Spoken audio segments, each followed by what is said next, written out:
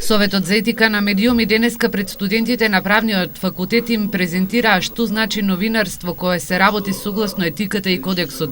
Според познатиот новинар Драган Антоновски, член на ова тело, клучен проблем во новинарството се натрпниците во професијата. Клучниот проблем е невистината која што ја протежираат натрапниците во професијата. Клучниот проблем е што оние кои што се нарекуваат новинари се помалку новинари, се повеќе пропагандисти. Клучниот проблем е што не ги почитуваме универзалните стандарди во професијата. Значи, сите кои што се инволвирани за една приказна кога правите, сите кои што се засегнати, на сите да им дадете простор и да му оставите на гледачот да процени што е настанот. Ние засега сервираме, режираме, правиме настани во овој период многу повеќе отколку што пренесуваме. Јавноста има право да знае. Јавноста има право да биде информирана, а не да биде дезинформирана.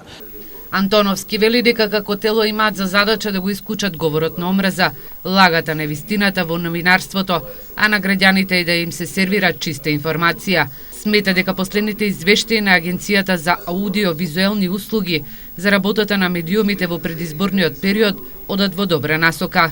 За вистинско информирање, непристрасно информирање не е доволно само квантитативните анализи кои што во овој момент ги прават надлежните институции, туку многу повеќе квалитативното. Значи не е доволно само да дадете 30 секунди на едниот, 30 секунди на другиот, туку да ја испратите пораката во 30 секунди на едниот и на другиот. Така што, меѓутоа, во секој случај добра насока и се надевам дека ќе се подобрува и натаму.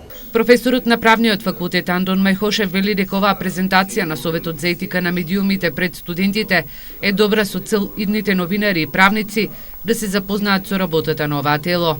Јас како професор по медиумско право и новинарска етика дотакнуваме проблематиката на саморегулацијата, а СЕМА е саморегулаторно тело и секогаш ако се прашам што е поважно, дали саморегулацијата или регулацијата, јас би рекол дека давам предност на саморегулацијата, бидејќи новинарите подобро сами ќе си ги уредат односите внатре во својата фела и ќе ги почитуваат професионалните новинарски стандарди, отколку некој од страна државата преку регулатива да им наметнува некои правила. Советот за етика на медиумите постојано добива представки за новинарите, но од ова тело вели дека новинарите се тие кои треба да одлучат дали ќе бидат професионалци и ќе учат од сопствените грешки.